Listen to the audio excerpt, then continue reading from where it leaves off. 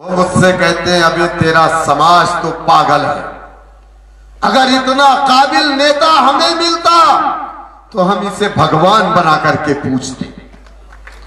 लेकिन मेरे समाज के लोगों, मेरे लीडर पर इल्जाम लगाने वाला कोई दलित का बेटा नहीं है।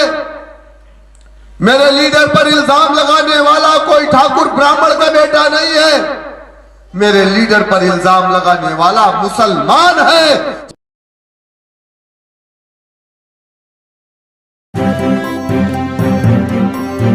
मीडिया वॉइस, आपकी आवाज। आप तारीख को उठा करके देख लीजिए। आज से 20-25 साल पहले सबसे ज्यादा लिंचिंग अगर किसी की होती थी तो वो दलित समाज की होती थी। अगर कोई समाज ऐसा था जिसके इलाके में स्कूल नहीं था, जिनकी बस्तियों में जाने के रास्ते नहीं थे, तो वो दलित समाज था। और 131 एमपी हिंदुस्तान की पार्लियामेंट में था उनके समाज का, लेकिन वो खामोश था। उनकी बच्चियों का रेप हो जाता था और जब वो जाते थे शिकायत करने के लिए तो उनकी शिकायत कोई नहीं सुनता था। पूरे शहर के कचरे को ले जाकर के दलित बस्ती के किनारे डंप किया जाता था। पूरे शहर की गंदी नाली के पानी दलित बस्तियों में बह करके जाते थे। क्या ये मेरी बात गलत? उन दलितों के दरवाजे पर कोई पानी नहीं पीता था। और मैं उस 11% की बात कर रहा हूं जिसे संविधान में अछूत कहा गया, जिस समाज का ताल्लुक बाबा साहेब भीमराव अंबेडकर, मान्यवर काशीराम और बहन कुमारी मायावती से है। वो समाज उत्तर प्रदेश में 11% है। कितना? 11% है। उस समाज के घरों में जाकर के कोई पानी उनके गिलास में नहीं पीता था। नाइंसाफी हो रही थी उस समाज के साथ। लोगों के घरों पे जानवर मर जाते थे तो लोग उस समाज के लोगों को इत्तला करते थे। लोग आते थे, चमड़ी ले जाकर के उसकी किसी मैदान में निकालते थे, ले जाके बाजार में बेचते थे। उनके घरों में चूल्हा जलता था। उनकी जिंदगी का मुकद्दर बन गया था कि सुबह उठ करके अपने घरों की नहीं, दूसरों के घरों की गंदगियों को अपने सर पर उठाकर फेंकते थे। मेरे दोस्तों, मेरे बुजुर्गों, उन्हें उनके साथ इंसाफ नहीं हो रहा था। उनके बच्चों को अच्छे स्कूल में एडमिशन नहीं मिलता था। उनके बच्चों को सरकारी नौकरी नहीं मिलती थी। उन्हें कैसे इंसाफ मिला जबकि 131 एमपी उनके समाज का हिंदुस्तान की पार्लियामेंट में बैठा था?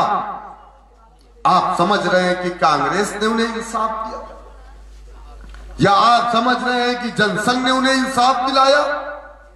क्या आप समझ रहे हैं कि समाजवादी पार्टी ने उन्हें इंसाफ दिलाया? नहीं मेरे दोस्तों, मेरे बुजुर्गों, उनके समाज का एक नेता, एक योद्धा जिसका ताल्लुक पंजाब की सरजमीन से था, जिसका नाम मान्यवर काशीराम था, वो पंजाब की सरजमीन से निकले उत्तर प्रदेश आए और उत्तर प्रदेश की एक एक अपने समाज की बस्तियों में जाकर के उन्होंने कहा कि ऐ मेरे समाज के लोगों, अगर तुम ये समझ रहे हो कि वो 131 एमपी हिंदुस्तान की पार्लियामेंट में जो तुम्हारे समाज का बैठा है वो तुम्हारे ऊपर हो रहे जुल्म अत्याचार पर अपना मुंह खोलेगा, कभी नहीं खोलेगा, क्योंकि वो तुम्हारा नहीं बल्कि वो कांग्रेस पार्टी का सांसद है। वो अपनी पार्टी की गाइडलाइन से बोलेगा जब तक उसका आका उसको नहीं कहेगा। और ऐवानों में पार्टियां बोलती हैं, कोई एमपी कोई एमएलए नहीं बोलता। लोगों ने कहा काशीराम जी, हमें इंसाफ कैसे मिलेगा? हमारे बच्चों को नौकरी कैसे मिलेगी? हमारे बदन पे अच्छे कपड़े कैसे आएंगे? हमारी बस्तियों में स्कूल कैसे खुलेंगे? हमारा बच्चा स्कूल में कैसे तालीम हासिल करेगा? हमारे पास तो कुछ भी नहीं।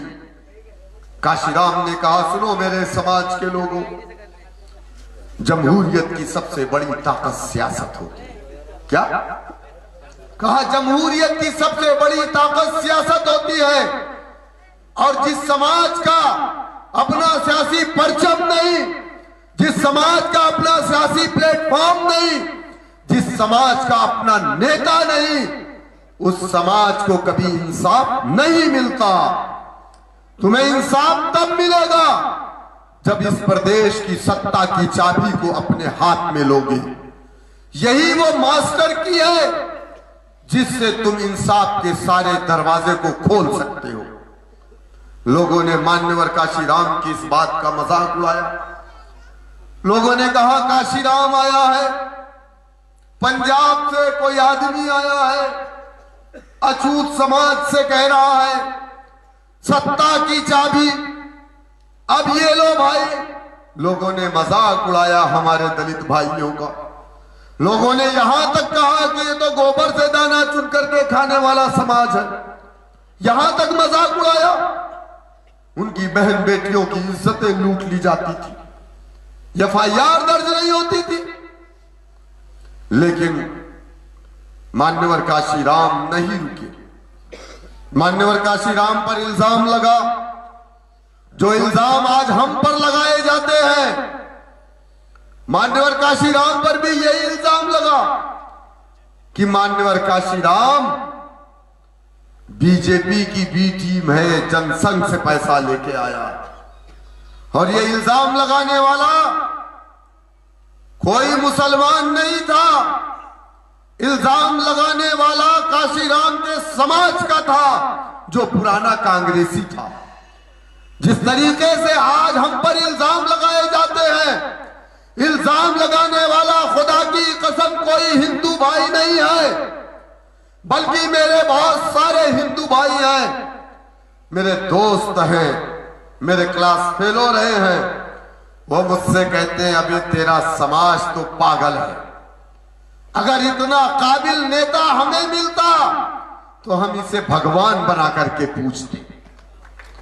लेकिन मेरे समाज के लोगों, मेरे लीडर पर इल्जाम लगाने वाला कोई दलित का बेटा नहीं है, मेरे लीडर पर इल्जाम लगाने वाला कोई ठाकुर ब्राह्मण का बेटा नहीं है, मेरे लीडर पर इल्जाम लगाने वाला मुसलमान है, चाहे वो समाजवादी का चपरासी है, चाहे वो कांग्रेस का चपरासी है, चाहे वो बहुजन समाज पार्टी का दलाल है। सेम यही इल्जाम काशीराम पर उनके समाज के लोगों ने लगाया। लेकिन नौजवान खड़ा हुआ, नौजवानों ने कहा कि पिताजी आपने पूरी जिंदगी कांग्रेस पार्टी की गुलामी की, हमारे अच्छे दिन नहीं आए, हमें सरकारी नौकरी नहीं मिली, हर समाज आगे बढ़ गया लेकिन हम आगे नहीं बढ़े। आपने गुलामी की, आपकी जिंदगी खत्म हो गई, फ्यूचर हमारा है, भविष्य हमारा है, मुस्तकबिल हमारा है, अब हम गुलामी नहीं करेंगे, नीला परचम हमारा परचम है, बहुजन समाज पार्टी हमारी पार्टी है, काशीराम हमारा नेता है। तो लोग कहते हैं ना कि जिस ओर जवानी चलती है उस ओर जमाना चलता है। तो नौजवान जब खड़ा हुआ तो पिताजी ने भी कहा कि बेटा जा अपनी जिंदगी जी ले, यकीनन मुस्तकबिल तेरा। जमाना देखा, दुनिया ने देखा, जिस समाज के दरवाजे पर लोग पानी पीना पसंद नहीं करते थे, लोगों ने पैसे देकर के उस समाज की बेटी से मुलाकात किया। लोगों ने उस समाज की बेटी के जाकर के पैर छुए, चाहे वो अब्दुल था, चाहे वो ठाकुर था, चाहे ब्राह्मण था, चाहे गुप्ता था, हर समाज ने जाकर के बहन जी का पैर छुआ और लोगों ने नजराना दिया, टिकट लेकर के आए और जाकर के इलेक्शन लड़े। कितना फीसद है वो समाज? 11% है उत्तर प्रदेश के अंदर, 22% दलित है, लेकिन 11% वो दलित है जो अक्सर वो बेशतर बीजेपी के साथ रहता है। जैसे सोनकर है, वाल्मीकि है, पासवान है, दंगड़ है, धोबी है, हिंदू समाज। आप बताइए ये वोटर तो बीएसपी के साथ नहीं रहता। वो 11% मुत्तहिद हुआ तो 9 सालों की मेहनत में उसने अपने कौम की बेटी को उत्तर प्रदेश का मुख्यमंत्री बनाया। क्या उस समाज का बेटा आज सरकारी नौकरी में नहीं है? क्या उत्तर प्रदेश का कोई ऐसा पुलिस स्टेशन है जहां उस समाज का बेटा ना हो? क्या उत्तर प्रदेश के अंदर कोई ऐसा सरकारी दफ्तर है जहां मेरा दलित समाज का बेटा ना हो? आपका बेटा कहां है? कहां है आपका बेटा? अब्दुल पोछा लगाएगा, अब्दुल दरी बिछाएगा, अब्दुल कुर्सी लगाएगा। नौजवानों, आपने जज्बात में आकर के अपने मुस्तकबिल के साथ खिलवाड़ किया। हमारे बुजुर्गों के पास जब ऑप्शन नहीं था, कोई मुतबादिल नहीं था, चलो ठीक है, तारीख शाहिद है कि इस मुल्क के अंदर कोई सेकुलर रहा है तो कलमा ला इलाहा इल्लल्लाह मुहम्मदुर रसूलुल्लाह पढ़ने वाला रहा। हमने हमेशा फासिस्ट ताकतों को रोकने के लिए सेकुलर ताकतों का साथ दिया, लेकिन सबसे ज्यादा अगर किसी ने हमें नुकसान पहुंचाया तो इन्हीं लोगों ने। हमको लोग कहते हैं कि तुम बीजेपी की बी टीम हो, तुम बीजेपी के बारे में नहीं बोलते। हम कहना चाहते हैं, हमने बीजेपी को कभी अपनी पार्टी नहीं माना, हमने बीजेपी को कभी वोट नहीं डाला, समाजवादी को अपनी पार्टी माना, कांग्रेस को अपनी पार्टी माना, बीएसपी को अपनी पार्टी माना, वोट दिया, नोट दिया, इख्तिदार की कुर्सियों पर पहुंचाया। इन्होंने हमें हमारे जायज हुकूक नहीं दिए, हमारे साथ नाइंसाफी की।